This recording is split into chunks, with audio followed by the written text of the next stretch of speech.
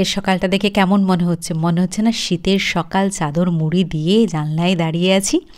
ঠিক এইরকম একটা ফিলিংস হচ্ছে, কিন্তু সেটা বিশ্বাস করা যাচ্ছে না, কারণ গা দিয়ে দরদর করে ঘাম বেরিয়ে যাচ্ছে। তবুও সূর্যি মামা সবে উঠেছে, এখন সকাল 5:30।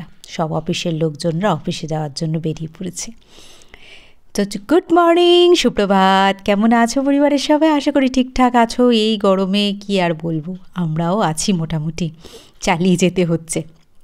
তো সোমালিস ক্রিয়েটিভ ব্লগসের আর একটা ফ্রেশ ব্লগে তোমাদের সবাইকে ওয়েলকাম। আজকাল কী যে হচ্ছে, দিনকাল পরিস্থিতি সব বোঝা মুশকিল হয়ে যাচ্ছে। যাকে সেই পরিস্থিতি অনুযায়ী নিজেকেও পরিবর্তন করতে হবে, কি আর করা যাবে। সকাল সকাল আজকে ছুটি ছিল, সেই জন্য রান্নার দিকটা আগে না গিয়ে চলে এসেছি গাছপালাগুলোর সঙ্গে সময় কাটাতে। যে পরিমাণে রোদের তাপ বেড়ে চলেছে, ছাদে আসাটাই মুশকিল হয়ে যাচ্ছে। তাই বাইরে রোদের যে কাজগুলো আছে সেগুলো সকালে মেটাতে হবে। 7:30 আমি নিচে ঘরটার ঝাড় দিয়ে নিয়েছি, বাসি ঘরটার ঝাড় দিয়ে গোপাল সোনাকে ঘুম থেকে তুলে তারপর চা খেয়ে এসছি ছাদে। হ্যাঁ, এনার্জিটুকু না নিলে কি করে কাজে মন দেবো, তাই না? মাঝে মাঝে এনার্জিটারও দরকার পড়বে। এই গরমে সবাই হয়ে যাচ্ছে ক্লান্ত, কাজ করার বিন্দুমাত্র এনার্জি হারিয়ে যাচ্ছে। কিন্তু না, নিজের অভ্যেসগুলোকে নষ্ট করলে চলবে না। এই প্রখর তাপে শরীর যেখানে নড়তেই চাইছে না, এত ক্লান্ত, একটা কাজ করেই মানুষ ক্লান্ত হয়ে যাচ্ছে, তারপরের কাজটা যে করবে তার হাতে উঠছে না, এইরকম পরিস্থিতি হয়েছে। এমন দাবদাহ চারিদিকে চলছে। সত্যি আমরা ঘরের ভেতর থেকে এই অবস্থা, যারা বাইরে রোদে পুরি কাজ করছে, রাজমিস্ত্রি বলো, রাস্তার যারা সুইপার, যারা রোদের ভেতরেই যাদের কাজ আর কি স্বাভাবিক, তারা কি অবস্থায় আছে। তো যাকে শরীর মন সবগুলোকেই পজিটিভভাবেই রাখতে হবে, কারণ পরিস্থিতি আমাদের বিভিন্ন রকম পরীক্ষার সম্মুখীন তো করবেই। সেটা মোকাবিলা করার জন্য নিজেদেরকেই প্রস্তুত করতে হবে। পরিস্থিতি থেকে তো আর পালিয়ে গেলে চলবে না। তো সকাল সকাল উঠে যথারীতি ছাদের কাজটা আগে মিটিয়ে নিয়েছি, জামা কাপড়গুলো ধুয়ে নিলাম, গাছগুলোতেও জল দিলাম। আর বেশ কয়েকটা গাছ একদম মড়ো হয়ে যাচ্ছে, সেটাকে নিয়ে একটু ছায়া যেখানে আসে ছাদের সেখানেই রাখার চেষ্টা করলাম, কারণ আমার ঘরের ভেতরেও তো গাছে ভর্তি গাছপালায়, কোথায় নিয়ে রাখবো তাদের।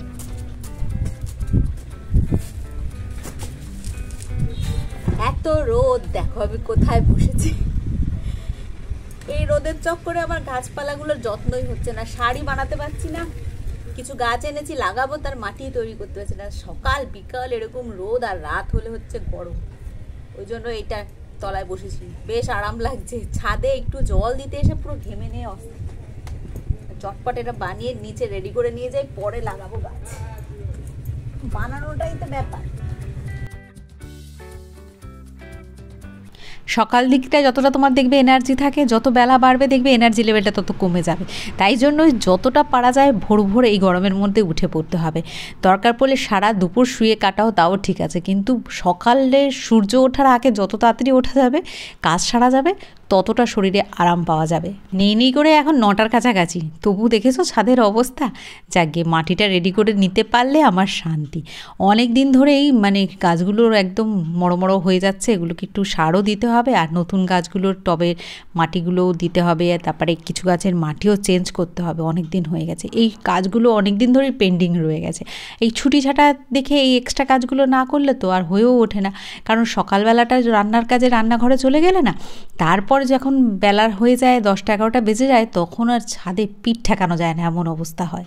পরিস্থিতি আর প্রয়োজনীয়তা এই দুটোকে ব্যালেন্স করে কাজ না করতে পারলে নিজেকে একটু স্বস্তি দেওয়া যাবে না। কষ্টের ভয় যদি এখন আমি হাত গুটিয়ে রাখি, সেই কষ্টটা পরে দ্বিগুণ হয়ে আমার কাছেই ফিরে আসবে। সুতরাং কষ্টের লাঘবটা আমাকেই করতে হবে। সেই জন্য একটু বুদ্ধি খাটিয়ে এই গরমে নিজেকেও স্বস্তি দিতে হবে, এবং সংসারের কাজগুলো তার ফাঁক করে করতে হবে।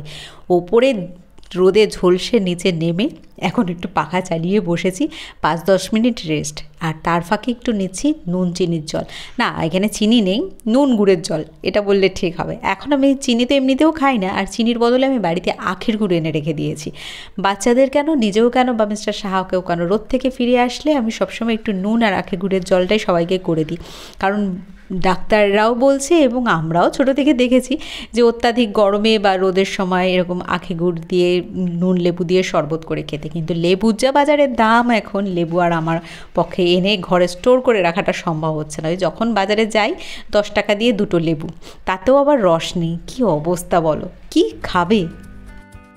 9:30 মতো বাজে, ছেলেরাও উঠে পড়েছে, ওদেরকেও একটু টিফিনের ব্যবস্থা করবো। আর এই গরমে খাবার দাবারটাও একদম যতটা লাইট রাখা যায় তারই চেষ্টা করছি।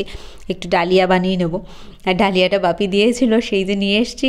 আর মাঝে মধ্যে আমিই খাই, ছেলেদের একটু রান্না করে দিতে গেলে একটুখানি ভালো করে রান্না করে দিতে হবে, তারা আবার যেমন তেমন সিদ্ধ করে দিলে তো খাবে না। তেলের মধ্যে একটু পেঁয়াজ, লঙ্কা, টমেটো, আদা, সোমবার দিয়ে ডালিয়াটা তৈরি করব। স্বাদ মতো একটু নুন মিষ্টি দেবো, খেতে বেশ দারুণ হয়। এদিকে ডালিয়াটা বসিয়ে দিয়েছি, ওদিকে কিন্তু রান্নার জোগাড় যন্ত্র করছি। আর শাক এনেছিলাম, শাকটা বেশ ভালো করে আগে ধুয়ে নিচ্ছি, কারণ না গোড়ায় তো বেশ মাটি থাকে। এরকম 2-4 বার মানে কাটার আগে যদি ভালো করে ধুয়ে নেওয়া যায়, তাহলে কিন্তু শাক কখনো বালি কিচকিচ বা এই ব্যাপারগুলো থাকে না। একার হাতে যখন আমাদের কাজ করতে হয় না, তখন কিন্তু একটু সুন্দর করে বুদ্ধি খাটিয়ে কাজ করতে হয়। আমার এদিকে টিফিন হচ্ছে, টিফিন হতে হতে কিন্তু এদিকে রান্নার জোগাড় যন্ত্র সব হয়ে যাচ্ছে। আর রান্না করতে করতে আর আশেপাশে যে টুকটুক করে কাজ থাকবে সেগুলোও করতে থাকি আমি। আর সকালবেলা উঠে যেহেতু ঘর ঝাড়া হয়ে গেছে, জাস্ট ঘর মুছবো আর স্নান করব, পুজোটা দেবো।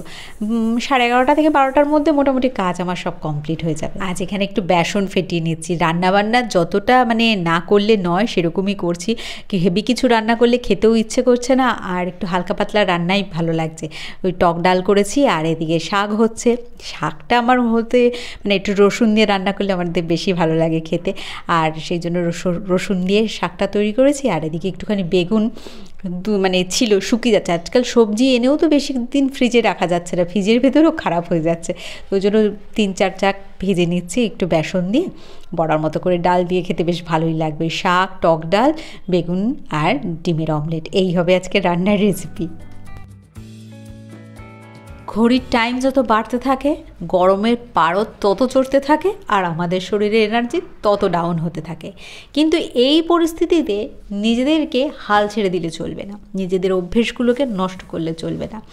দেখো, আমরা যারা গৃহকর্তীরা তারা কাজকর্ম করাই সংসারদের আমাদের অভ্যেস, কারণ এইসব কাজকর্ম ছাড়া আমরা থাকতে পারি না।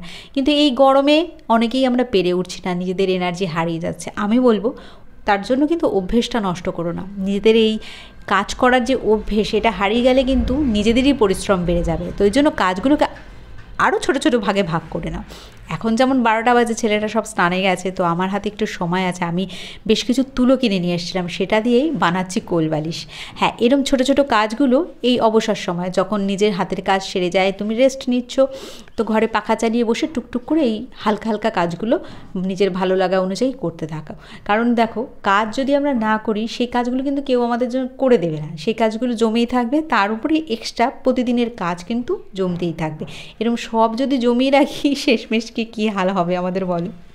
তো সেই জন্যই বলবো, অভ্যেস নষ্ট করো না, কাজের পরিমাণটাকে কমিয়ে দাও, অল্প অল্প করে করতে থাকো। আমি যেমন এই বালিশটার খোলটা অনেক দিন আগে বানিয়েছি, তুলোটা 2 দিন আগে কিনে এনেছি, কিন্তু বানাচ্ছি আজকে। এইরকম খেপে খেপে পাটে পাটে করে কাজ করো।